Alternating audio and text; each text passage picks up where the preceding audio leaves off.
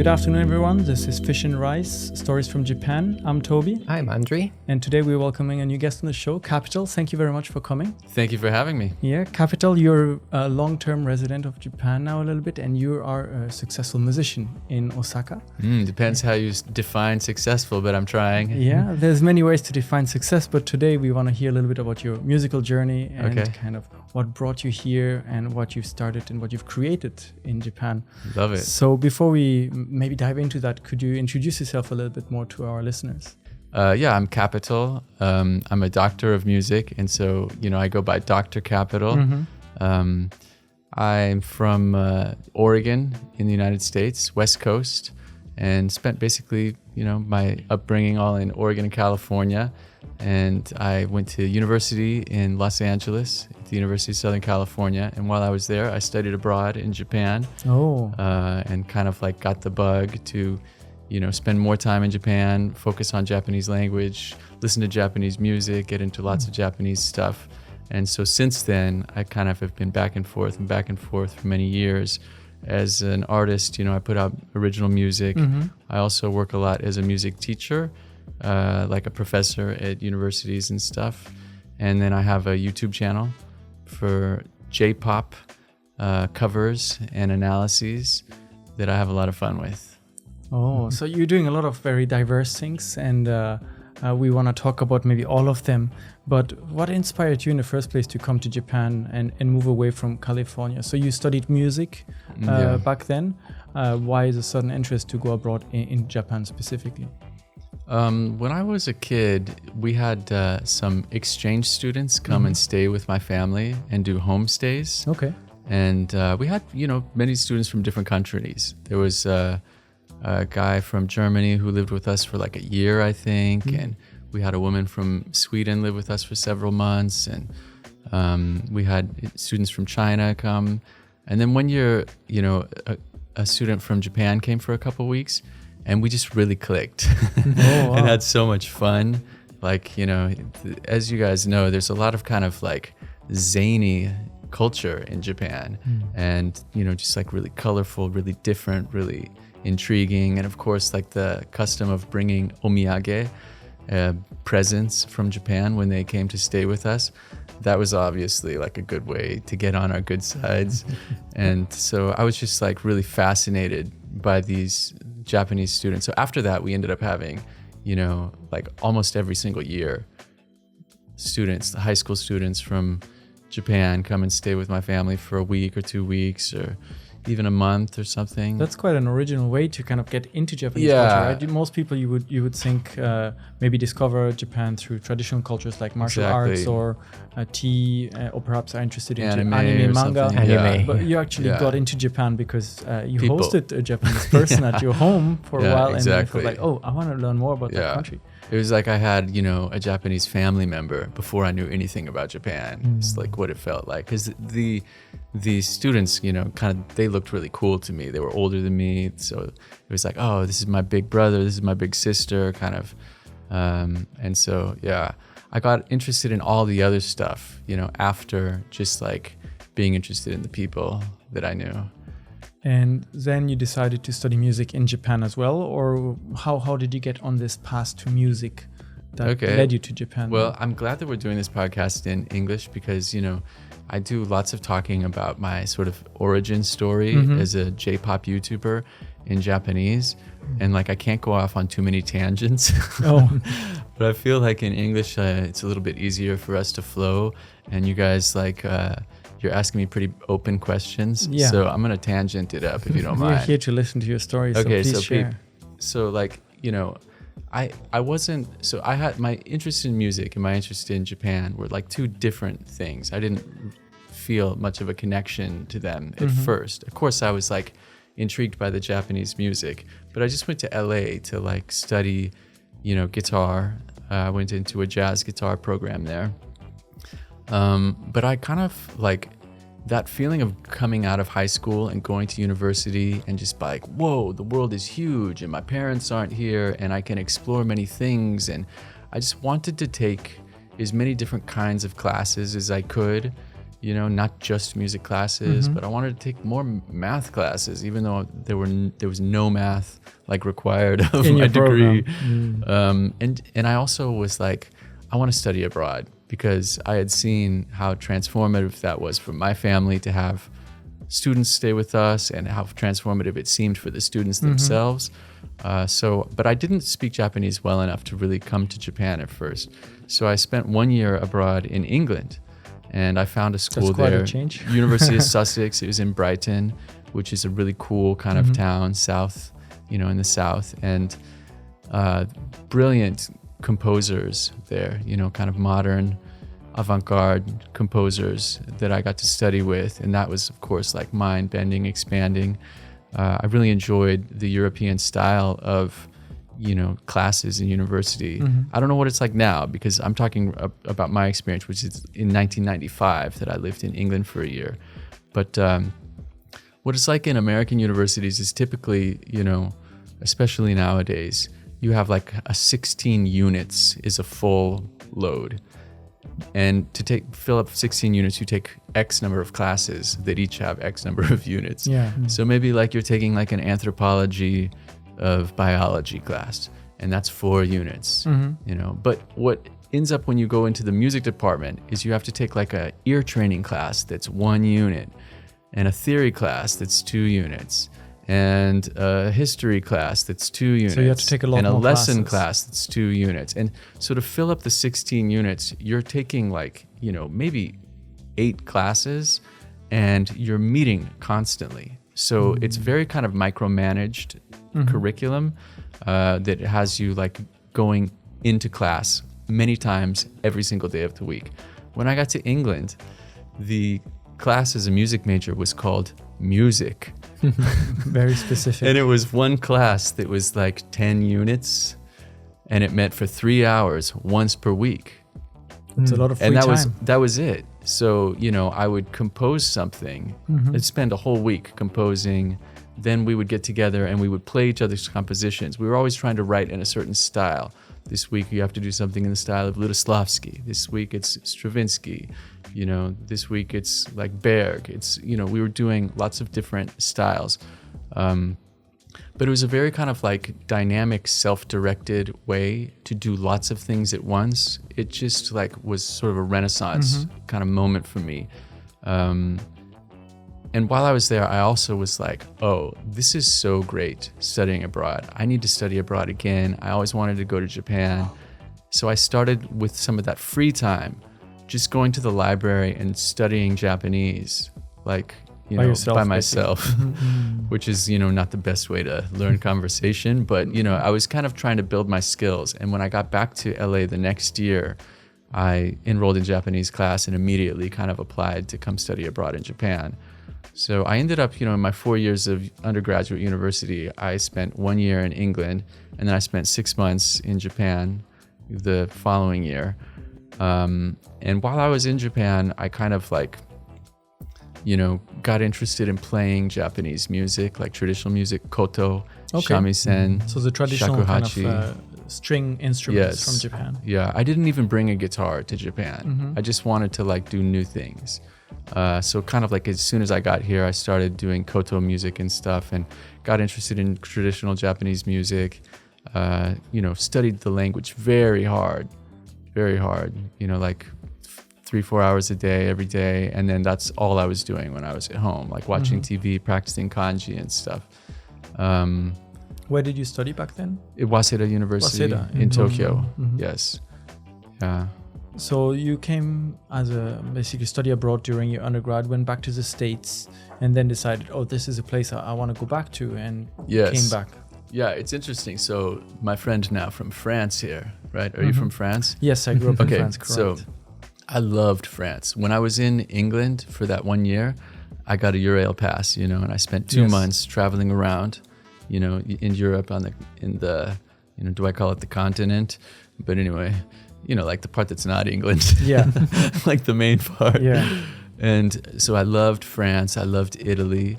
And I was like, okay, I need to do this in other places. I'm going to go to Japan, and then I'm going to spend some time living in France. And then after that, maybe I'll live in Italy. We'll see.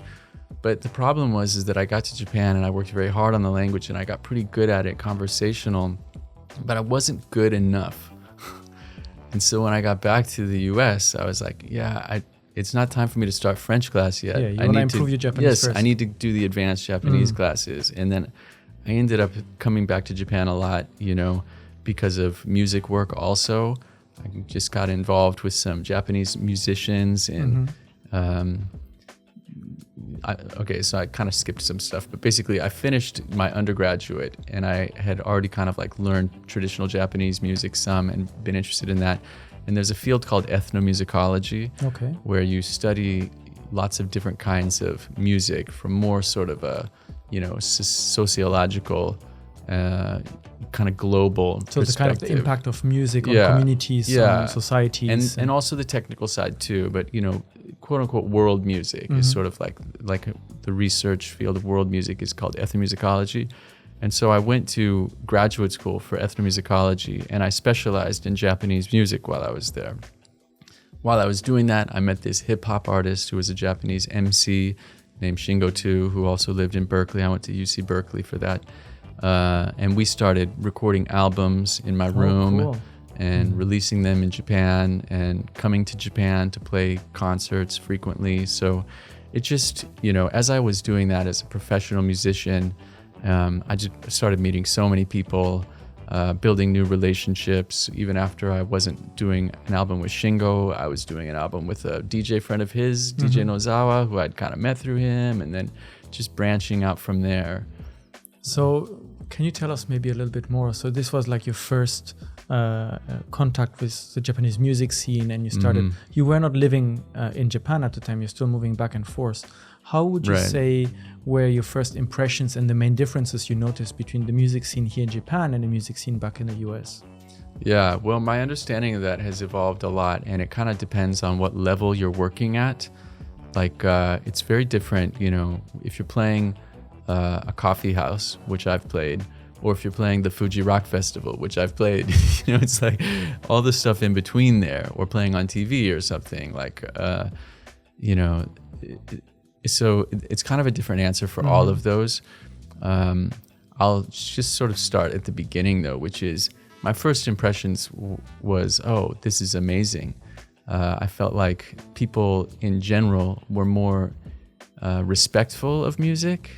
Like in America, I don't know what it's like in Europe, but in America, like if you're a musician, that instantly, the stereotype people have is that you're kind of a lazy person. Oh, that's not a very good image of musicians. Yeah, so they just sort of think, oh, if you're a musician, that means you're probably just kind of like sitting around, you don't have a job, you're not very smart, you just like are pursuing some dream in a sloppy, unmotivated kind of way. Yeah, hope for a hit and like one hit wonder or something like that. Whereas, like my actual experience as a musician is, and with all the musicians around me, it's like everybody's really serious, everybody's really smart, and they're all working like really hard. So when I came to Japan, it seemed like the assumption about a musician is that they were serious, smart, and working hard. So I really liked that aspect of it. I felt like you got better treatment overall. So it's considered more like a proper job, like you would work in an office, you work as a musician, and you have to be organized, you have to plan your work, you have to go to meetings or to concerts, to events. Yeah. And now over the years, I also see some disadvantages to that, so like it's not a coincidence that Stevie Wonder, or Aretha Franklin, or like, I don't know, Madonna, or whatever. There's like many great geniuses, Bruce Springsteen or whatever, of American music, who created sort of new things. Same in Europe, obviously, but just like the culture of collaboration and looseness and kind of like freedom and rule breaking that we have like in the American music scene, that makes good music. And I believe that there's a lot of great music in Japan too. So I don't want to say that like, America has better music than Japan, but I do think that there's some things about the culture of America that are well suited to mind-blowing music making. So you would say that the American culture is more stimulating for breaking the rules a little bit, experimenting with new things, whereas perhaps in Japan, they are very into specific genres, and the genres have rules. And for you to be good at this kind of music and be successful, you have to basically play it to perfection and not necessarily innovate in that genre. Is my understanding correct? Well, I mean, actually, I think it's way more complicated than that. And I might kind of like, break down what you just said a little bit, like into some different pieces. So the perfection part, yes, like play perfectly. I feel like the standard of that, it's high among all musicians around the world, but there's sort of an extra tension on that in Japan. I feel like, you got to show up and play perfectly the first time. Like if you show up and you're trying to just like fiddling around and playing loose with it and exploring and experimenting on somebody else's time, that feels kind of unprofessional. Whereas in the like American system, like let's say I was going to go and, get a gig with some huge artist like Beyonce or something. Obviously I need to show up knowing the songs, but they also want to hear me explore. Interesting. Yeah, and so using that time to actually workshop stuff together, to find stuff, to break things, like that's very highly valued. In my experiences playing in Japan, and I've been lucky to play with like lots of really great artists, tons of major label, singers, sometimes multi-platinum selling singers, and their musicianship is top notch. And so there's no, feeling like they're not as good as Beyonce or Stevie Wonder or something. But there is like a more serious vibe in the rehearsal room. And even if I'm working with like a multi-platinum selling singer, what I believe it's a little bit better for the music if we just talk to each other. So there's not like, their management and a record label kind of introducing us, and we're not even really allowed to say anything to each other, and we can't just kind of like sit in the corner and run through the song. Like it has to be like they have to sort of come into the room and everybody kind of like greets them, and then they take their place, and it's just like go. Like the looseness, I miss that. You're invited on a set to work with a famous artist in Japan, and their production company or the studio will tell you, okay, so your part is to play these notes, to play this part of the partition, and when the artist arrives, you don't actually interact with them, you just wait for them to sit down, start singing, and then you do your part. Yeah, and it's not quite as, kind of clinical and, rigid as that. I'm more making the comparison. It's just a little bit more clinical and a little bit more rigid. Of course, like when I play with any artist, I'm going to talk to them a little bit and say friendly things and sort of like try to break down any feelings of like, like tightness or questioning. It's just like we're going to find something, and I'm going to play something that's going to just like melt into the sound of your voice, and your voice is going to melt into the sound of my guitar, and we're going to create something, together, that's like an incredibly powerful, incredibly deep thing to do. But yeah, it's a little bit, like the hierarchical aspect I think is not positive for collaboration sometimes. Like if you and me were hanging out, okay, and I was like, Toby, let's write a song. Okay. You're not going to be thinking, oh God, he's 2 years older than me, I have to defer to his choice of chord. Okay, yeah. You know what I mean? And you're also not going to be thinking like, I'm embarrassed for him to see my idea for the next lyric. I'm going to go home and just work on it all by myself and then send him my draft. And then he can go home and work on his draft at home. And then we can bring them together. And now we have to like figure out this incredibly complex way of not hurting each other's feelings while we address the things that you created by yourself in your room and I created and maybe it's because I'm spent so much time in LA, like the Los Angeles music collaboration sort of format, free flow. Yeah, we would just like start saying crazy stuff and laughing, and in the process of that we would start to find something that we agreed sounded cool. and we would be like throwing out garbage. Like I would be giving you garbage ideas and you would be giving me garbage ideas. And then we would find like a real gem in there. So the protection of your image, you know, and of like your privacy and like thinking a little bit too much about hierarchical things. Oh, this person's more famous. This person's older. This person is the one who asked me to do it. So I have to, you know, that stuff I wish we could have a little bit less. So I'm trying to create that when I do music in Japan. So it's very interesting what you say. Maybe we can get back to that. We had a singer on the show a few episodes back, and we were talking about basically music is trying to touch people's emotions. And you just described fundamentally music in Japan is probably still the same, but the process of getting there is very like rigid. So how did you adapt from this very loose LA music scene into establishing yourself as a well-known musician? You just mentioned you went to the Fuji Rock Festival as an artist. You work with big artists. How did you adapt and establish yourself here in this kind of scene? Well, I mean, first of all, even though I just kind of like basically said some things that I think are not ideal, overall, it's better over here. And so it was very easy for me to adapt to just sort of enjoying making music here. Yeah, I guess like the things that I had to work on were, you know, like being okay with somebody's boundaries being like quite conservative compared to what I'm used to working with. And, you know, just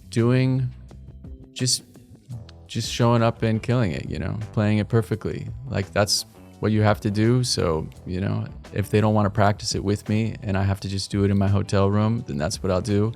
And you show up and do that, and building relationships, you know, in a different kind of way, but still achieving that kind of level of closeness with people. And then trying to bring a little bit of California into the recording studio and on stage when I'm here. You know, I think it's good. So the most important would be you gotta know your craft. Like if you're a guitar player, you're a vocalist, you're a bass player, you gotta do it really well. And that's the main thing. And then also, of course, you mentioned having relationships and connections and building connections. And earlier when you were saying that one of your first contact actually was when you came to Japan and you met this MC and this DJ Nozawa, was it? And this kind of got you into the scene and you met more and more people. So it actually started also from relationships. Yes. So there is a scene in Japan that is maybe not so rigid.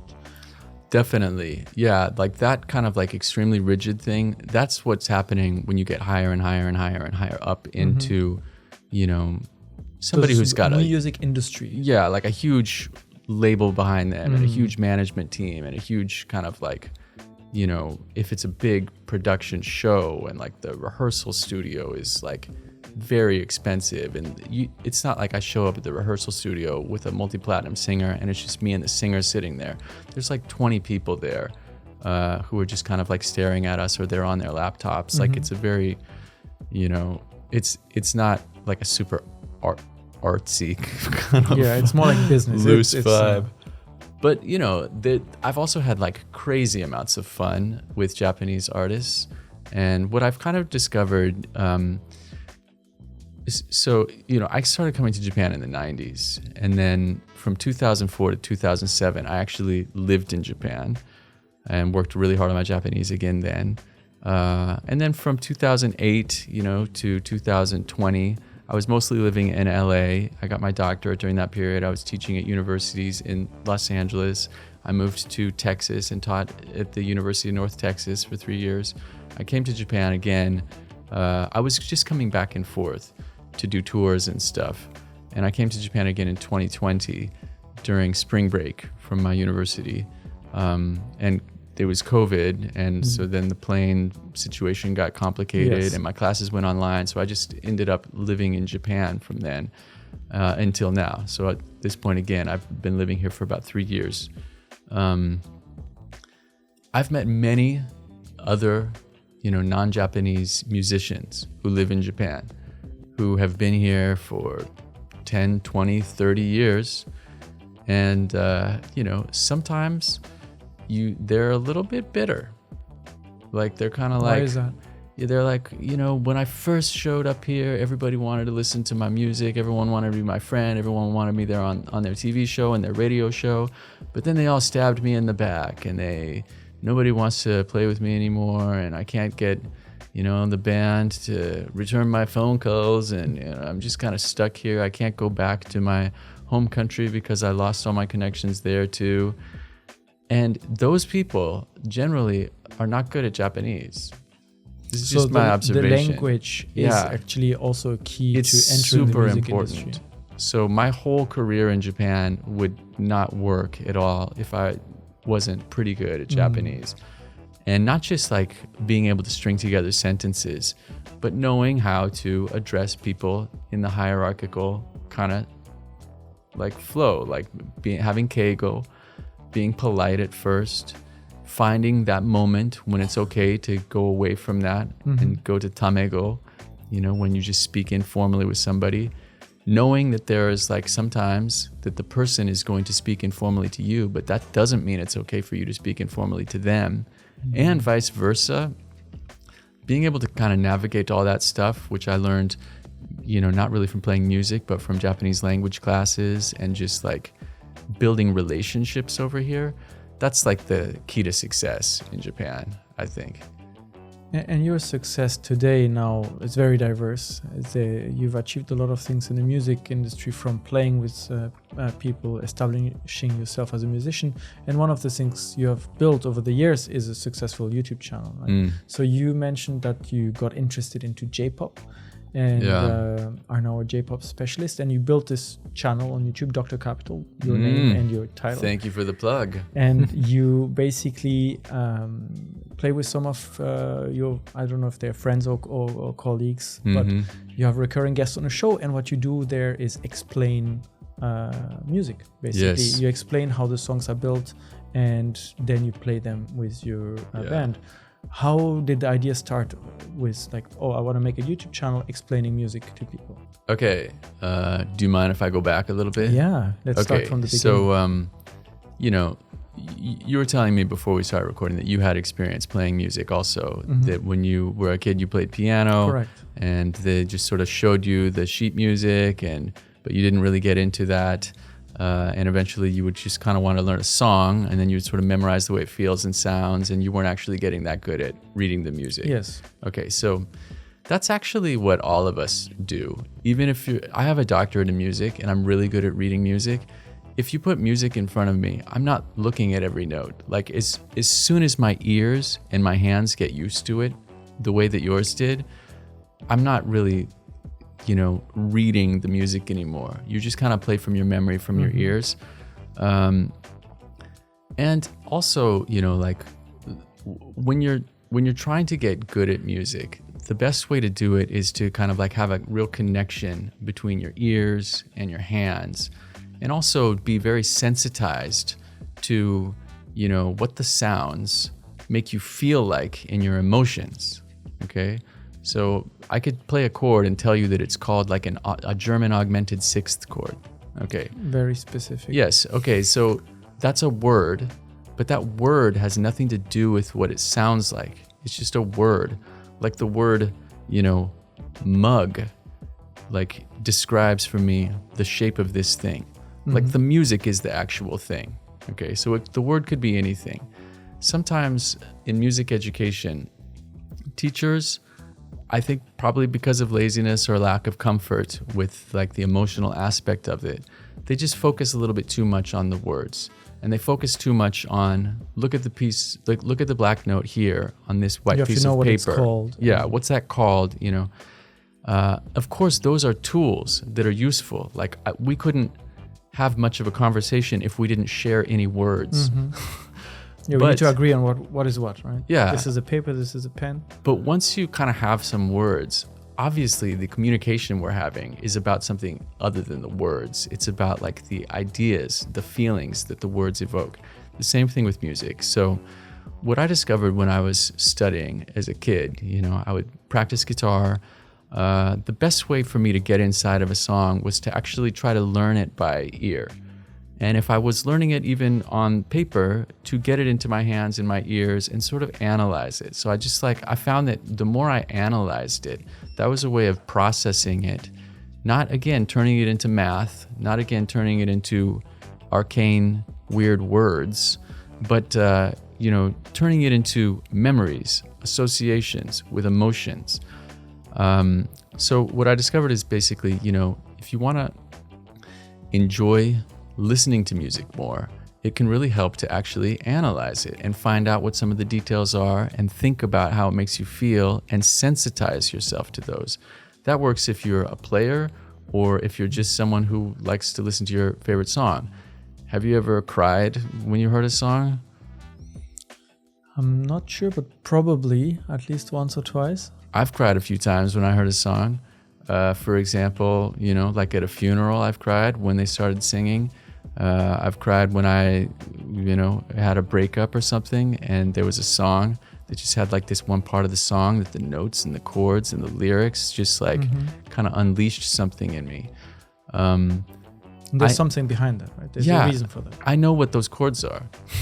Okay. Because I went in and figured it out. Okay. And now that I know what those chords are, when I hear them, I'm not hearing math. It's more like I'm hearing actually, more detail, and that greater detail makes me feel it more. Now I'm coming back finally to where your question really started, which is my approach to teaching music is to try to find the musical devices, the chord, the note, the rhythm that has like a special sort of emotional impact. Okay. And then if we sort of focus in on that thing a little bit, if I'm like, check out how this chord sounds. It's not like this. It's not like that. It's like this. And that's more sweet connect the sounds to the emotions, longing or whatever. Once we go through that process of kind of focusing on it together, then we listen to the song again and you hear that in there and you feel it deeper and the song becomes richer, So the expressive part, you're not destroying the mystery or ruining it by uncovering all the structure. You're actually just giving yourself a much more detailed view to be able to look inside of, the beautiful painting of a song and be able to appreciate every single stroke, every single nuance of color. You get to a deeper level of understanding. And also very visceral, like emotional power. So this is my approach to teaching music theory, which I taught at the University of Southern California. While I was teaching music theory there, a J-pop superstar appeared in my class, Angela Aki. Yeah. Well, she was, on Kohaku, 7 times, and Kohaku, the big New Year's show, the music show. It's like the biggest thing that you can do as an artist in Japan. To be on it even once is like, unbelievable. One day, fingers crossed, you'll be there. Anyway, she's like a huge superstar, but she decided in her career that she wanted to work on like musicals and write a Broadway musical. She identified that she had like an amazing songwriting skill set, but she wanted to get a little bit more kind of music theory, arranging skills, maybe counterpoint, just some stuff that would help her to actually, actualize a full-scale musical.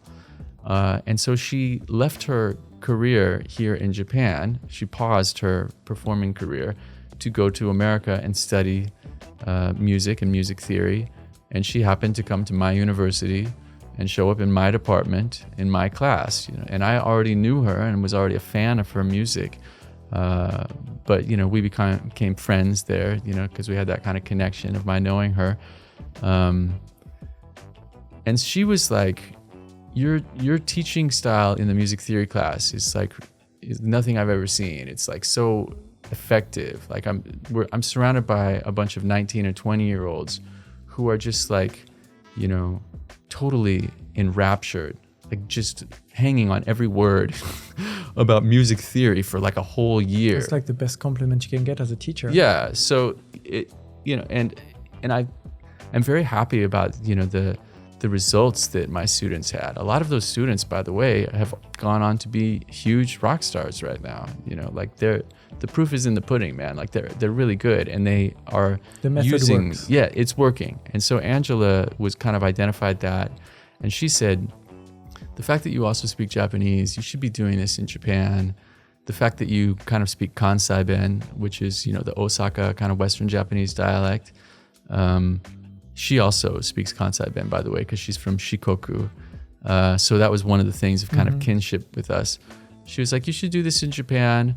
And so I just started coming to Japan, and as a part of my shows, I would play a song, but instead of before the song say, oh, this is a song, you know, written by such and such artist, and this year about their breakup with so-and-so, maybe I would say that too, but I would say, you know, like, this song has this really cool chord in it. And it's just part of my live show.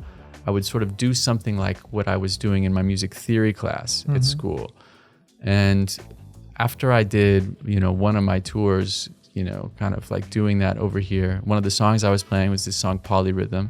I just went home, and since it seemed like it went over really well in the shows to kind of do that demonstration and play it, I just turned on my iPhone and my iPad, you know, and just like filmed myself doing it and put it up on YouTube. And that's how my YouTube Dr.Capital thing started. Kind of a little bit unintentional. Right? Yeah, totally like organic. It just grew out of being music theory, getting the advice to do that in your shows, do it in a show, and then I just recorded one of the things that I would do in my shows.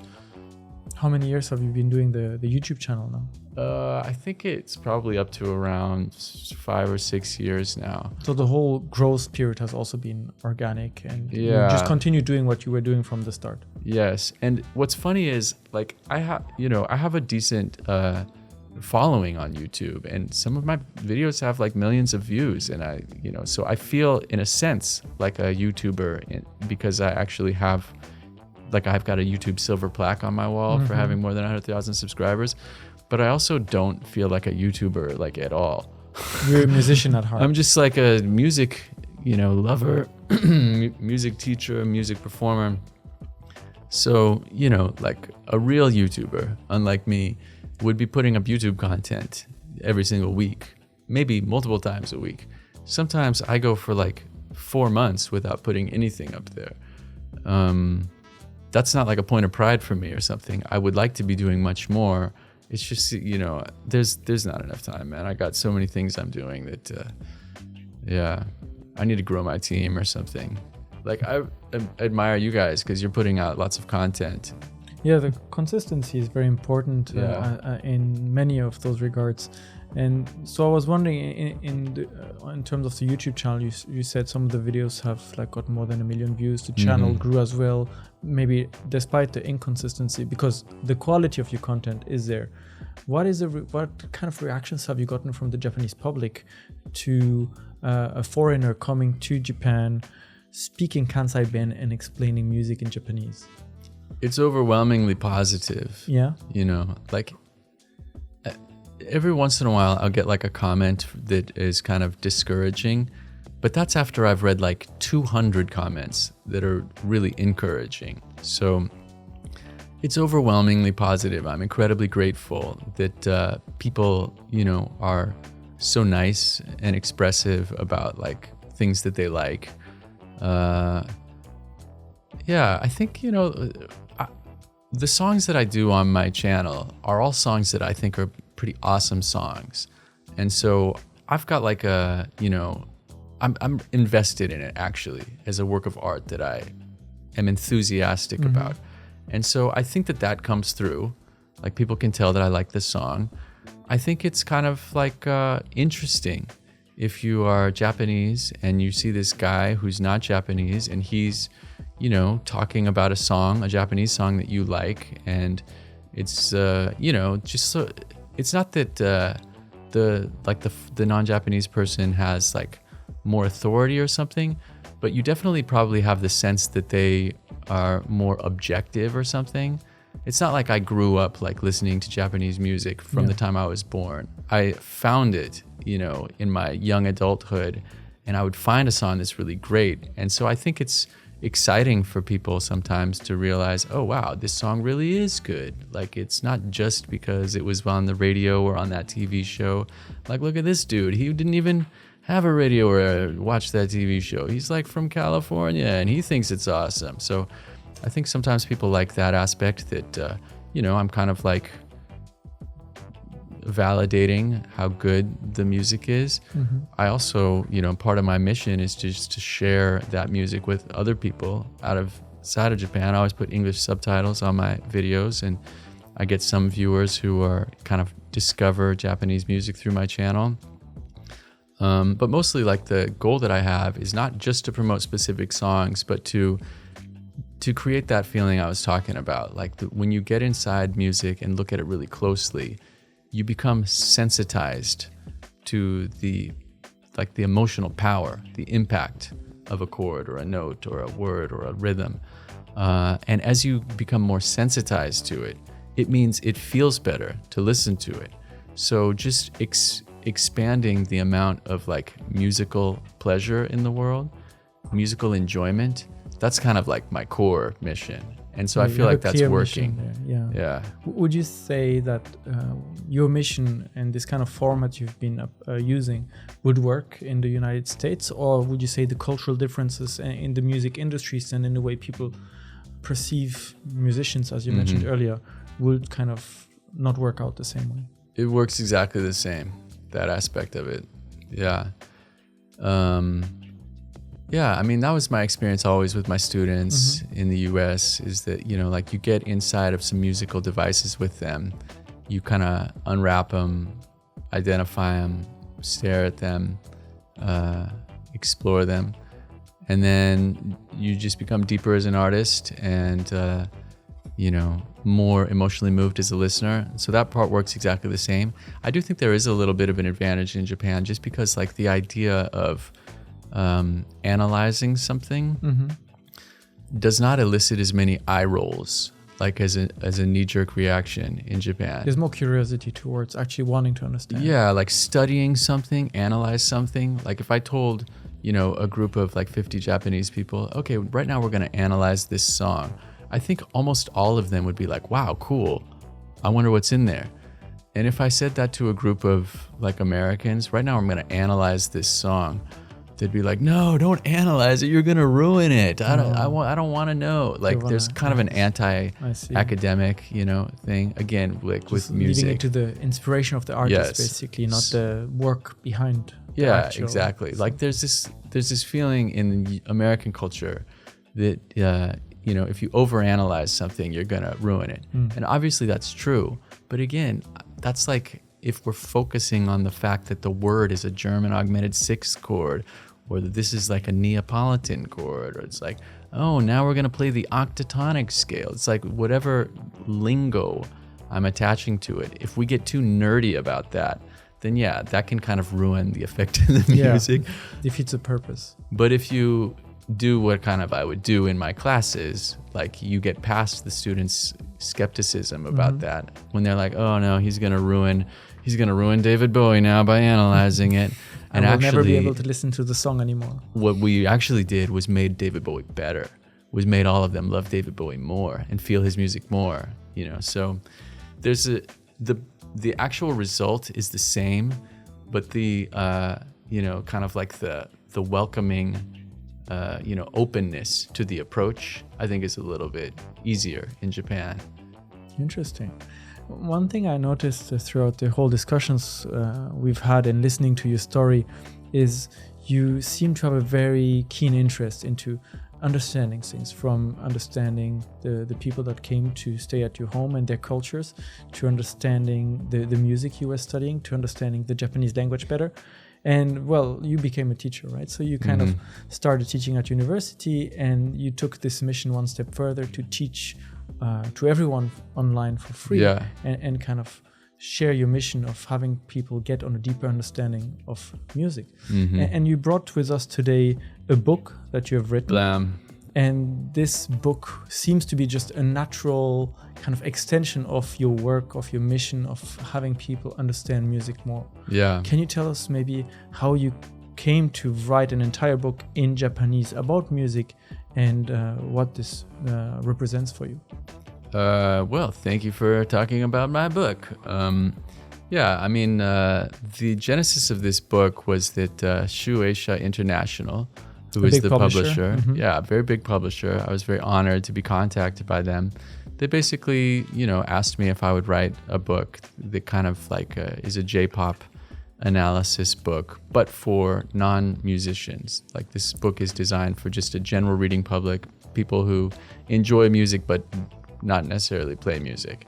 And we sort of like discussed some different ideas. And there's always, like, as an artist, there's always this sort of balancing and act and also negotiation when somebody approaches you with like an opportunity. Okay, so I'm a college professor. I've like made tons of materials for my classes, and of course thought hundreds, maybe thousands of times, I'm going to use this in my book. I want to make a book about this. I've got all these ideas for books. So when somebody comes to me, they have like an idea that's their sort of conception for like what kind of book they think would sell or be interesting. And then I'm like, okay, this is an opportunity for me to finally do some of the stuff that I want to do. Yeah, so you plug your ideas. Yeah, so we kind of like find this place in the middle that turns into something that both of us like. That was a slightly, clunky process, but we got to it. So I'm very happy with the book. I think that they're happy with it. How long did it take to make from the moment they kind of contacted you to the moment the book was out, which is quite a recent publication, right? Yeah, it came out last year in August. So, nearly a year. Yeah, it's been out for nearly a year. It took kind of a while. Again, I just got too many things going on, so I wasn't able to just like go into a cabin someplace and focus on like pounding out this book. There was also sort of a process of working that, like in the beginning, they sort of wanted to pair me with like a writer so I was going to just interview with them, and then they were going to write down, like dictate my words and edit it. So we had, 20, 30 hours of interviews. And then they sort of like wrote down what I said, but not very well. All in Japanese, of course. Yeah, and when I read it, I was like, this is like not good. It's not your message. No, I'm just going to write it. And so it took a little bit of convincing. The process between like the genesis of the idea to like when I actually started just writing it like on my computer, that like took over a year. Oh, okay. So yeah, it was a long process to get there. But once I started writing it, the book was finished in maybe 4 months. Yeah. Pretty efficient. That's like work. way too much information for your question. I'm sorry. Not at all. It's actually quite interesting to see that, well, you also have to enter that kind of new business environment of a publisher wanting something very specific out of your work, out of your expertise, and you kind of having to navigate in order to kind of get your message across, to make the right compromise. This is like a universal thing for like any artist doing work. It's like somebody might ask me to like make a song for like the background music for something. Okay, so I have to decide, okay, am I going to pour my soul into it? Am I just going to give them something that I don't even like, because then I'm not going to feel bad about just like getting paid for it and my name doesn't go on it? Or am I going to give them something that I really like? And what if I do give them something I really like and then they're like, can you do it a little bit more, blah, blah, blah. And they make it worse with their ideas. Of being a creative. Yeah. So just like this gray area, a negotiation area, balancing act, of how much do I bring of myself? How much do I try to push for my idea? Whenever you're kind of collaborating with like a big corporation who have their own goals, you have to do a combination. And like the answer is definitely not to just always do your thing exactly the way that you want to. You have to make compromises. Yes, you have to make compromises, and sometimes those compromises make it better, and definitely those compromises can help you build the career, because if you're a pain in the butt to work with, they're not going to ask you to do the next thing. Yeah.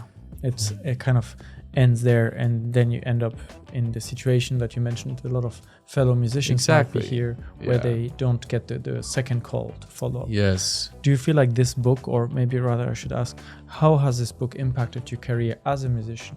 Well, it's really good to have something published, as a...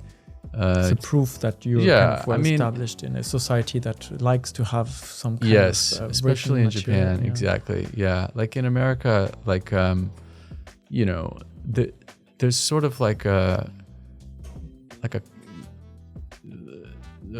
reverence for people who have like just like a magical story. Like you're like, oh, I just woke up one day and played guitar like a genius and became Jimi Hendrix. Like in a vacuum, and I didn't even go to school or whatever. I never even tried, and I got an A. It's like, so this kind of idea that like, the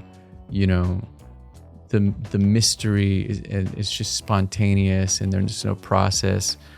That's kind of like powerful in American lore. So it doesn't really matter to me whether Brad Pitt, for example, like is a doctor of acting who's got a book, and who like really worked really hard. I just like see his movies and he looks awesome. And if they told me he's just a natural, it's like great. Same thing with like musicians. Like I don't really care if like, Aretha Franklin has a doctorate in music or not. Okay. Meanwhile, in Japan, they do kind of like, so putting that I have a doctorate in music like on a poster for my show actually makes people like more interested in going to my shows. And the fact that I have like a book that's published by a major publisher, that also is good for that credential. It also leads to other work. I've had lots of I've been blessed to have lots of kind of TV work in Japan, but since this book came out, I had a few bigger things happen with that. Very nice. And then that's again sort of snowballs, I got lots of cool radio stuff going on right now. And I think that the book had a big impact on that. Do you feel like, so you've kind of had a very successful career in music here in Japan. What were some of the most difficult moments or challenges you faced?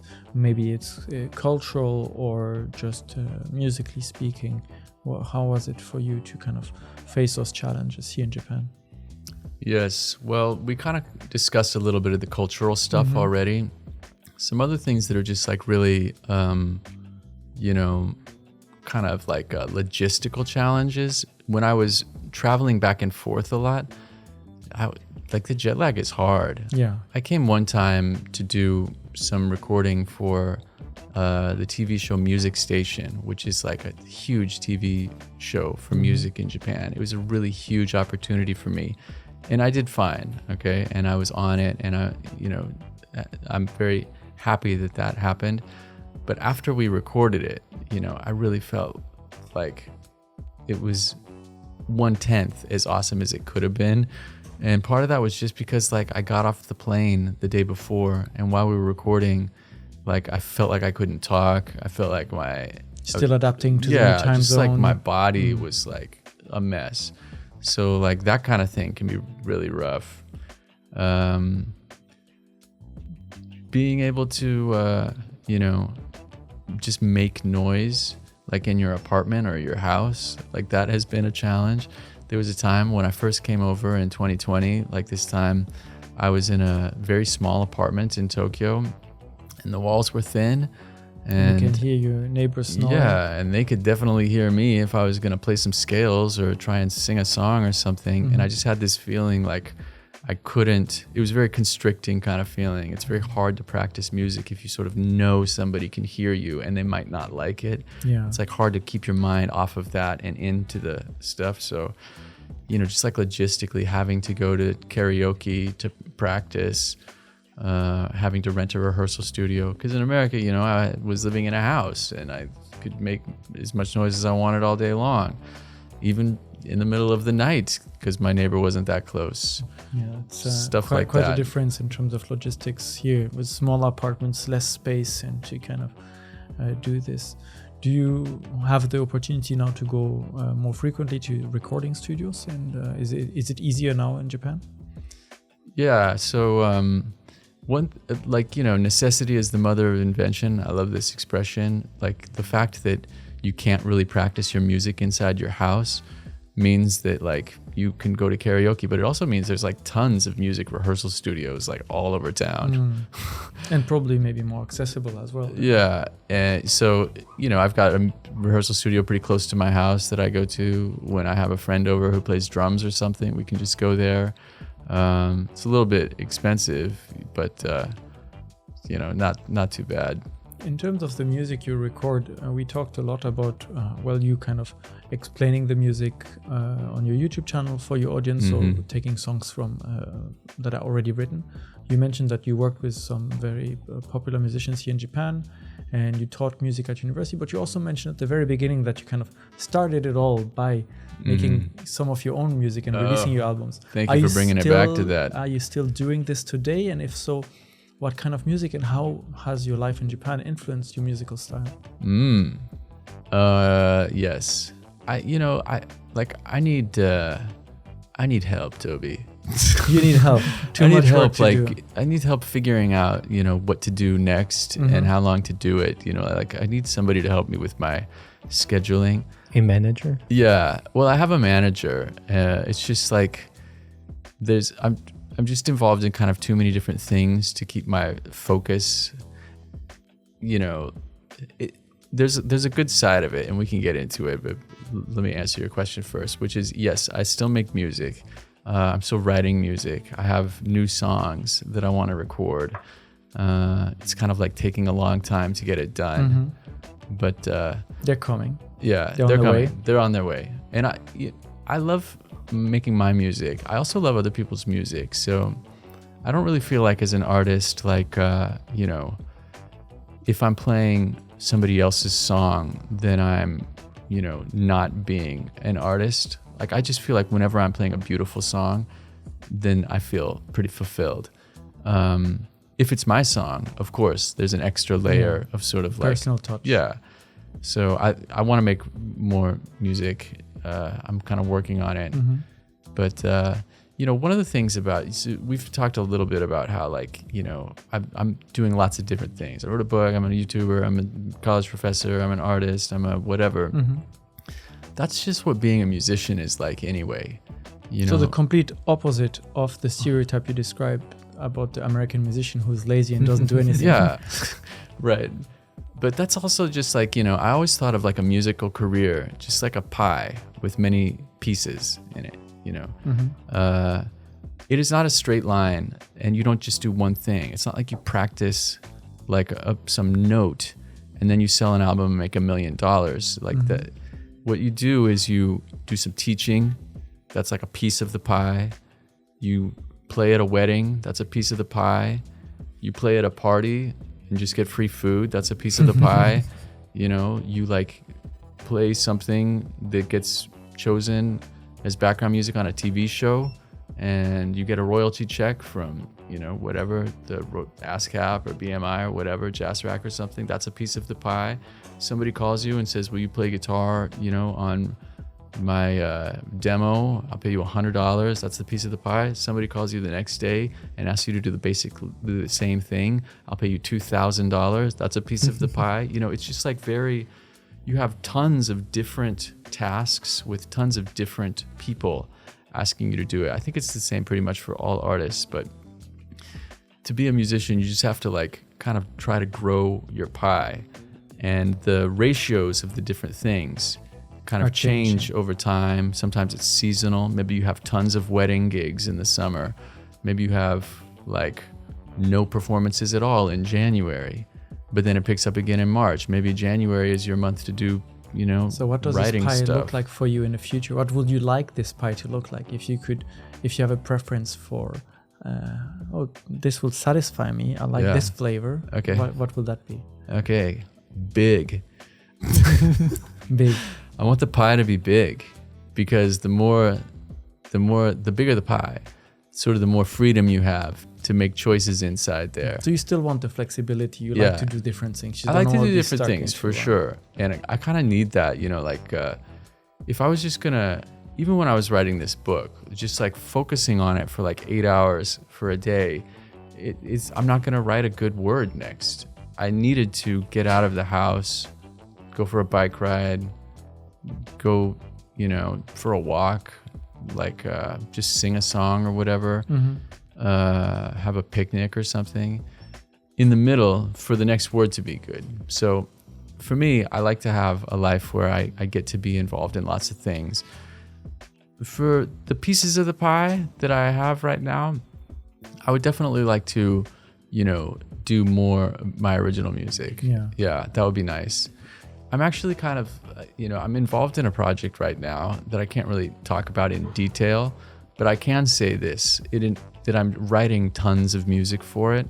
So even though I haven't released, a solo album recently, I've been producing tons of songs for this other project. So I am still, and that your music will be available through that other project for many to hear. Yes. Is it a movie? Yeah, it's not a movie. It's, I'll talk about it, some other time. It's just like, how release schedules are. It's like, I don't want to get into it before I know the release details. But with all the things that you've done and the opportunities you've had, do you still have any specific dreams in the music industry? Maybe some artists that you love to play with, that you would like to collab with, or having your own show at a specific event, or is there something? Sure. Okay. Yeah. I'm going to lay some dreams on you, man. Yeah. Okay. Go ahead. So first of all, this is one of the questions that Angela asked me back then when she came into class, just like popped in. She's by the way, like an incredibly powerful, motivated, just like force. Of course, she's a brilliant songwriter. She has an amazing voice. She's a great artist, but she also like knows how to achieve a dream. You know what I mean? And so she gets it done. Yeah, she like gave me some tips on that. I'm not that good at it, but anyway, that was one of the things she asked me. She was like, you need to write down some of the people that you want to play music with, and kind of like have very concrete goals and like make that happen, like go towards that thing.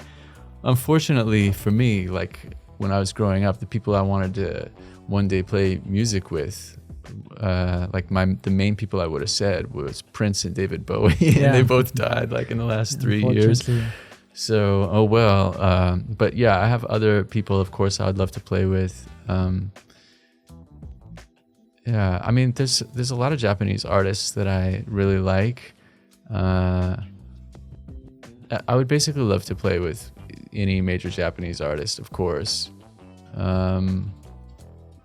More any specific genre, maybe J-pop, or would you like to explore maybe hip-hop or Japanese jazz artists?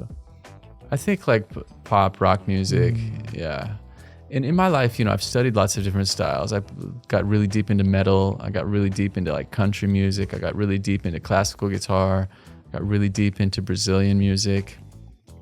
So I've gone through lots of phases, and explored different things. Hip hop, I was in that hip hop band for a long time. But yeah, I think where my sort of home is as an artist is like pop and rock music. Yeah.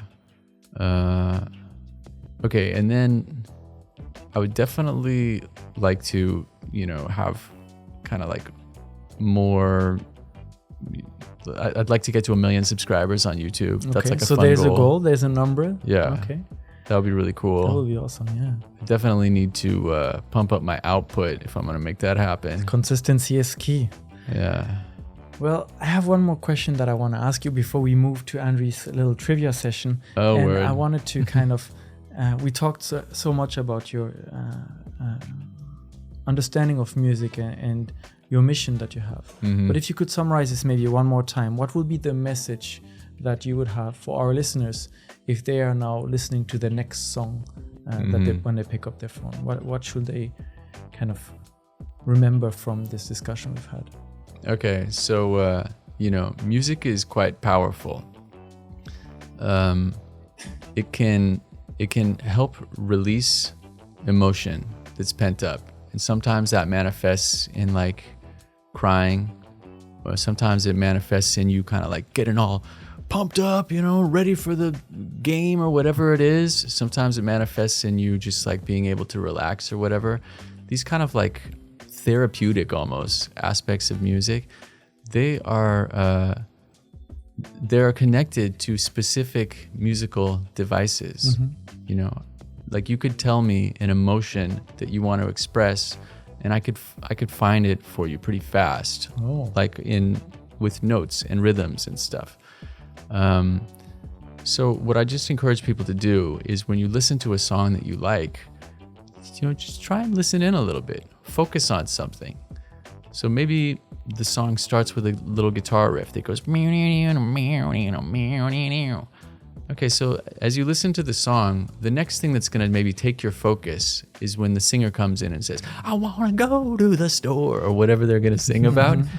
But instead of just like letting yourself kind of passively follow the whatever is like the most prominent thing in the mix, maybe try and follow that guitar line and see where it goes, and just follow it. It's on its journey. Tunnel in on the guitar. Yeah, imagine you're like watching a movie and you're like, okay, you know, I'm gonna just like pay attention to what happens to that red car right there. It's not even the main part of the scene. Okay, look at it. Now that red car goes up and it kind of stops in the middle of the street there. I never noticed that before. Oh, now it turns right. But 5 seconds later, it's here again. I guess they didn't have that many cars on set when they were... You know what I mean? Like you will notice like a detail if you just focus on the guitar, or you just focus on the drum part, or you just focus on the bass, and listen to the whole song like that. Then the next time you listen to the song, you can go back to your kind of initial passive way of listening to it, where you just enjoy the song. But you're going to have a slight bit of extra consciousness, a little bit of extra sensitivity to the musical kind of impact that the guitar line has. You're going to be hearing the song with a little bit more clarity. And so that's like the baseline way to sort of get inside music and have it like be deeper, more fun. Beautiful message. Thank you, Capital, for sharing and telling us all about your story. I'm sure there will be many more things to say, but it's time for Andrew's trivia time. Okay, I can't wait. This discussion was very serious and deep, and I feel even embarrassed with your questions. Like, my questions are so silly now. So, but anyways, I will follow through and ask those questions. Let's just jump right into it. The first question is, how many views does the most viewed YouTube music video have? So the closer you get to the number, the most viewed YouTube music video. So not Japanese, like just worldwide. Worldwide, yes. Okay, that must be big. Just write the number. I'll say thousands, millions, billions. All right, I got an idea. Okay, so Capital, you as an expert and guest, you would go first. 1.6 billion. 1.6 billion views. Wow. Okay. I said 7 billion. 7 billion. What is the most viewed video, by the way? Any guesses? Music video. I'm gonna guess Baby Shark. Right. Okay, that's Baby Shark. Because many people say that it's Despacito, usually, because that's what they listen to. Yes, it's Baby Shark, and it's 12.9 billion. 12.9 billion? Wow. Man, I was trying to be like, I thought like it was big news and Baby Shark passed 1 billion. So but now I realized 12 times around. I was way under. 12.9, almost 13. Yeah, soon be 13. Okay, yeah, I don't have that many views on any of mine. Yeah, consistency. Despacito. If only I was putting out a video a day, I'd have 1 billion views. Crazy. Despacito has 8.16 billion. Wow. Okay. 8. I don't know why I'm writing this down. It's just something about the power of this pen. Okay. Next question. The channel that has the most subscribers happened to be a music channel. Oh dear. Which channel is it? Wasn't it some Indian Bollywood music channel or something like that? Okay, let's write down the number first, and then like the number of subscribers. Yes. Oh wow, it's really coming down. I was about to say 1.6 billion again. Subscribers. Maybe it'd be weird if like my answer to every question was 1.6 billion. 1.6. Eventually, you will be right. Like if I ask millions of questions. So yeah. Like that's the correct answer to some question. Some question. Okay, wait. So the number of subscribers of that. Of the most subscribed. All right, YouTube channel, which is a music channel. All right, I got an idea. Okay, you go first, please. 103 million. 103 million. I have 120 million. 120 million. Okay, so the name of that YouTube channel is T-Series. It is an Indian channel, and it has 243 million subscribers. More than double. Once again, I'm too low. Oh, you have one more chance. Price is Right. You ever see that show, The Price is Right? I would be losing big time because you got to get as high as you can without going over. I've been doing this for many weeks and I haven't gotten any right so far. So. I've got few maybe close enough, but not right. Yeah, not exactly. One more question. Okay, the last one is not about YouTube, but about subscriptions and music. How many people are subscribed worldwide to music streaming platforms? So all platforms combined? Yes, including all like platforms Spotify, combined. Deezer, and many more. The information that I have is 2 years old. I couldn't find 2023. 2 years old. So I found 2021 or end of 2021. Worldwide streaming platform subscribers. Maybe 1.6 billion. Yeah, that will be. Okay, I got an idea. All right. Okay, please. 3.2 billion. 3.2 billion. That's like half billion. Population. That's half population of the world. Well, yeah, music streaming. I don't know. Maybe I was imagining a large part of the population in China maybe being subscribed, plus Europe, plus North America. Then of course maybe less in India. But well, yeah, maybe we are over the moon here. Overshooting a little. 521 million. Overshooting. 1.60. 521 million. All right. See, this is a great example of why I need help. For planning in the business side. Yeah, it's just, yeah. Good. Well, thank you for the questions, and at least we learned something about the music industry. Andrew, that was a good question. That was kind of a point to learn a little bit and give our viewers a little bit of information, trivia information. Thank you again, Capital. This was very nice of you to come today, and we'll share your philosophy of music with a new journey here in Japan. And this was today's episode from Stories from Japan, presented by Toby and Andrew. Thank you very much for listening, and we'll see you again next week. Bye.